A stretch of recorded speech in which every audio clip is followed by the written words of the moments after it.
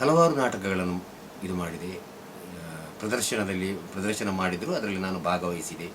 ಅದರಲ್ಲಿ ನನಗೆ ತುಂಬ ಖುಷಿ ಕೊಟ್ಟ ಪಾತ್ರ ಚಂದ್ರಪ್ಪನ ಚಟ್ಟದ ಯಾತ್ರೆ ಅಂತ ಒಂದು ನಾಟಕ MGM ಕಾಲೇಜ್ನಲ್ಲಿ ಅಲ್ಲಿ ನಾಟಕ ಸ್ಪರ್ಧೆ ನಡೀತದೆ.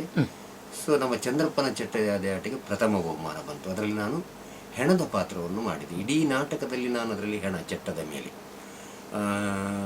ಒಂದು ಕತೆ ಹೇಳಬೇಕಾದ್ರೆ ಸಂಕ್ಷಿಪ್ತವಾಗಿ ಹೇಳ್ತೇನೆ. ಒಂದು ಹೆಣವನ್ನು ಸುಡಲಿಕ್ಕೆ ಹೋಗುವವರೆಗೆ ನಡೆಯುವಂತಹ ಘಟನೆ. ಕೆಲವೆಲ್ಲ ಪೊಲೀಸ್ ಕಂಪ್ಲೇಂಟ್ ಆಗ್ತದೆ, ಯಾಕಂದರೆ ಅದು ಸಂಶಯಾಸ್ಪದ ಸಾವು ಅಂತ ಬರ್ತದೆ. ಆಮೇಲೆ ಅಲ್ಲಿ ಹೆಣ ಸುಡಲಿಕ್ಕೆ ದುಡ್ಡಿರುವುದಿಲ್ಲ. ಮಧ್ಯದಲ್ಲಿ ಎಲ್ಲ ಈ ಸಾಲಗಾರರೆಲ್ಲ ಬರ್ತಾರೆ. ಅದು ಸುಂದರವಾಗಿ ಬರೆದಿದ್ದಾರೆ, ಬಾಲಕೃಷ್ಣ ಅಂತ ಹೇಳಿಕೊಂಡು ಕತೆ.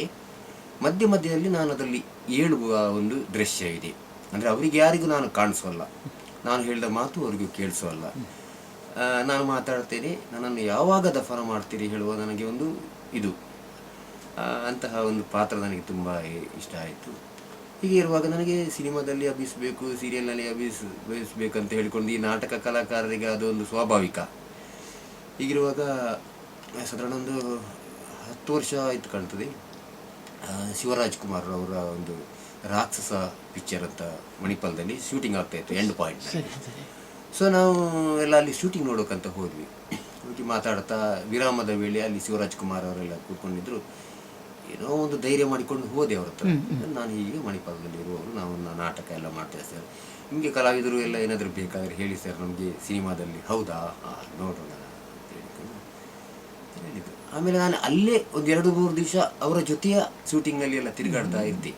ಆಮೇಲೆ ಒಬ್ಬರು ಆ ಸಿನಿಮಾದ ಮ್ಯಾನೇಜರ್ ಅವರು ಬಂದು, ಸರ್ ನೀವು ಸ್ವಲ್ಪ ಬರ್ತೀರಾ, ಕರೀತಾರೆ ಅಂತ ಹೇಳಿದರು. ಶಿವರಾಜ್ ಕುಮಾರ್ ಹತ್ರ ಕರ್ಕೊಂಡು ಹೋದರು. ಸೊ ಇವರೇ ಅಂತ ಹೇಳಿದರು. ಮೊನ್ನೆ ಹೇಳಿದ ಮಾತನ್ನು ಅವ್ರು ನೆನ್ಪಿಟ್ಕೊಂಡು ಇವ್ರ ಹತ್ರ ಕೇಳಿ ಕಲಾವಿದರು ಸಿಗ್ತಾರೆ ಅಂತ ಹೇಳಿದ್ರು. ಸೊ ನಮಗೆ ಒಂದು 7-8 ಜನ ಪೊಲೀಸ್ ಅಧಿಕಾರಿಗಳು ಬೇಕು, ಮಾಡ್ಬೋದಾ ಅಂತ ಹೇಳಿದರು. ಸೊ ನಾನು ಆಯ್ತು ಅಂತ ಹೇಳಿಕೊಂಡು ನನ್ನ ತಂಡದಲ್ಲಿದ್ದವ್ರನ್ನೆಲ್ಲ ಒಟ್ಟು ಮಾಡಿಕೊಂಡೆ. ಮಂಗಳೂರು ಬಂದರ್ನಲ್ಲಿ ಶೂಟಿಂಗ್ ಇತ್ತು, ಒಳ್ಳೆಯ ಶೂಟಿಂಗ್, ನಮಗೆಲ್ಲ ಓಡಿಸ್ಕೊಂಡು ಹೋಗೋದು ಇದೆಯಲ್ಲ, ಸ್ವಲ್ಪ ಡೈಲಾಗ್ ಎಲ್ಲ ಇತ್ತು. ತದನಂತರ ಒಂದು ಧೈರ್ಯ ಬಂತು, ಸಿನಿಮಾದಲ್ಲಿ ಮಾಡ್ಬೋದು, ಕ್ಯಾಮರಾ ಎದುರಿಸಬಹುದು ಅಂತ ಹೇಳಿಕೊಂಡು ಕಡೆಗೆ ಗುಲಾಬಿ ಟಾಕೀಸ್ ಅಂತ ಒಂದು ಫಿಲ್ಮ್ ಆಗ್ತಾ ಇದೆ ಬೈಂದೂರಿನಲ್ಲಿ. ಗಿರೀಶ್ ಕಾಸರ್ ಅವರು ದೊಡ್ಡ ನಿರ್ದೇಶಕರು. ನೋಡೋಣ ಅಂತ ಅಲ್ಲಿಗೂ ಹೋದೆ.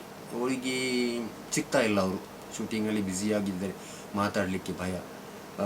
ಆಮೇಲೆ ಅಲ್ಲಿ ಕಲಾ ನಿರ್ದೇಶಕ ನಮ್ಮ ಭಾಸುವ ಕೊಡಗಂತ ಇದ್ದರು. ಅವ್ರ ಹತ್ರ ಹೀಗೆ ನನ್ನ ಮಾತನ್ನು ಹೇಳಿದೆ, ನೋಡೋಣ ಅವ್ರ ಹತ್ರ ಮಾತಾಡುವ, ಕಲಾವಿದರು ಬೇಕಾಗ್ಬೋದಂತ. ಸೊ ನನ್ನನ್ನು ಕರ್ಕೊಂಡೋಗಿ ಅವರಿಗೆ ಪರಿಚಯಿಸಿದ್ರು. ಹೀಗೆ ಹೌದಾ, ನನ್ನನ್ನು ಮೇಲಿಂದ ಕೆಳಗೆ ನೋಡೋಣ ಹೇಳ್ತೀನಿ ಅಂತ ಹೇಳಿದರು. 1, 2, 3, 4 1 ವಾರ ಆಯಿತು. ಪ್ರತಿ ದಿವಸ ಹೋಗ್ತಿದ್ದೆ, ನಮ್ಮನ್ನು ಕರೆಯುವ ಅಂದಾಜಿಲ್ಲ. ಮತ್ತೊಂದು ದಿವಸ ಕರೆದು ಇಡೀ ಆ ಫಿಲ್ಮ್ನಲ್ಲಿ ನಾವು ಉಮಾಶ್ರೀ ಅವರ ಒಂದು ಫ್ಯಾಮಿಲಿಯ ನೆರೆಮನೆಯ ಪಾತ್ರವನ್ನು, ನಮ್ಮ ಆಸುಪಾಸಿನವರ ಅದು ಪಾತ್ರವನ್ನು ಮಾಡಿದೆವು. ಒಳ್ಳೆಯ ಅನುಭವ, ಅದು ಕಲೀಲಿಕ್ಕೆ ಎಲ್ಲ ತುಂಬ ಇತ್ತು. ಅಭಿನಯ ಹೇಳಿಕೊಡ್ತಿದ್ರು ಅವರು. ಅವರ ಚಿತ್ರೀಕರಣ ನೋಡೋದೇ ಒಂದು ನಮಗೆ ಅದೊಂದು ಪಾಠ ಕಲಿತ ಹಾಗೆ. ತದನಂತರ ನನಗೆ ಚಿತ್ರರಂಗದವರ ಎಲ್ಲ ಪರಿಚಯ ತುಂಬ ಆಯಿತು. ಹಲವಾರು ಫಿಲ್ಮು, ಒಂದು ಕನ್ನಡ, ಆಮೇಲೆ ತುಳು, ಸೀರಿಯಲ್ನಲ್ಲಿ ಸಹ ಮಾಡಿದ್ದೇನೆ. ತುಂಬ ಫಿಲ್ಮಲ್ಲಿ ಈಗ ಕೂಡ ಮಾಡ್ತಾ ಇದ್ದೇನೆ. ಈಗ 2-3 ದಿವಸದಿಂದ ಒಂದು 2-3 ಫಿಲ್ಮು ಮುಗಿಸಿ ಬಂದೆ. ಈ ಕೊರೋನಾದಿಂದಾಗಿ ಕೆಲವು ಬಿಡುಗಡೆ ರಿಲೀಸ್ ಆಗಲಿಕ್ಕೆ ಅರ್ಧದಲ್ಲಿ ನಿಂತೀವಿ ಹಾಗೆ. ಮತ್ತು ನಾನು ಕಿರುಚಿತ್ರದ ನನಗೆ ಒಂದು ಆಸಕ್ತಿ ಬಂದದ್ದು ಹೇಗೆ ಅಂದರೆ 2014ರಲ್ಲಿ ದಿಶಾ ಕಮ್ಯುನಿಕೇಷನ್ ಕಡಪಾಡಿಯವರು ಪೇಪರ್ನಲ್ಲಿ ಒಂದು ಆ್ಯಡ್ ನೋಡಿದೆ, ಕಿರುಚಿತ್ರ ಬೇಕಾಗಿದೆ, ಒಂದು ಒಳ್ಳೆಯ ಸಂದೇಶವುಳ್ಳ ಅಂತ.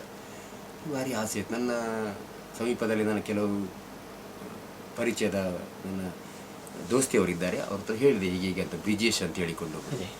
ಅವರಿಗೆ ಸಹ ಭಾಳ ಇಂಟ್ರೆಸ್ಟ್. ನೋಡೋಣ, ನಾವೇ ಮಾಡೋಣ ಅಂತ, ಕತೆ ಹುಡ್ಕೊಳ್ಳೋಣ. ಏನು ಮಾಡೋದು, ಕತೆ ಬೇಕಲ್ಲ, ಅರ್ಧ ಗಂಟೆ ಆಗಬೇಕು. ಕೆಲವೆಲ್ಲ ಕತೆ ಆಯ್ಕೆ ಮಾಡಿದೆ, ಯಾರಿಗೂ ಇದಾಗಲಿಲ್ಲ.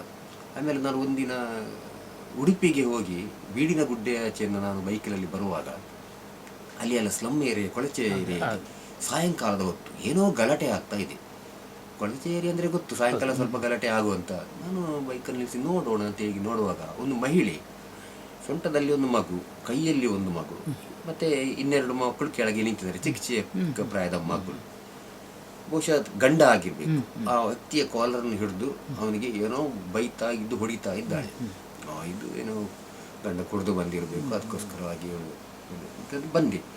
ಬಂದಾಗ ನನಗೆ ಸಡನ್ನ ತಲೆಗೊಳಿತು, ಇದನ್ನೇ ಯಾಕೆ ಕತೆ ಮಾಡಬಾರ್ದು ಅಂತ ಹೇಳಿಕೊಂಡು ಆಲೋಚನೆ. ಅದೇ ದಿನ ರಾತ್ರಿ ಬಂದು ಕತೆ ಬರಲಿಕ್ಕೆ ಶುರು ಮಾಡಿದೆ. ಬಂದು ನನಗೆ ಒಂದು ಗುಜರಿ ಅಂತ ಹೇಳುವ ಒಂದು ಸಣ್ಣ ಒಂದು ಕತೆ ನನ್ನ ಬರೆದೆ ನಾನು. ನನ್ನ ಗೆಳೆಯರಿಗೆ ತೋರಿಸಿದ್ದೆ. ಇದು ಚೆನ್ನಾಗಿದೆ, ಇದು ಮಾಡೋಣ ಅಂತ ಹೇಳಿಕೊಂಡು 30 ನಿಮಿಷದ ಶಾರ್ಟ್ ಫಿಲ್ಮ್ ಮಾಡಿದೆವು. ಅದಕ್ಕೆ ನಮಗೆ ಮೊದಲ ಪ್ರಶಸ್ತಿ ಸಿಕ್ಕಿತ್ತು. ಸರಿ ಸರಿ, ಬಹಳ ಖುಷಿ ಆಯಿತು, ಮಾಡಬಹುದು ನಾವು ಕೂಡ ಅಂತೇಳಿ. ಇರಲಿಲ್ಲ, ಒಂದು ನನ್ನ ಹವ್ಯಾಸ, ನಾನು ಏನಾದರೂ ಮಾಡಬೇಕು.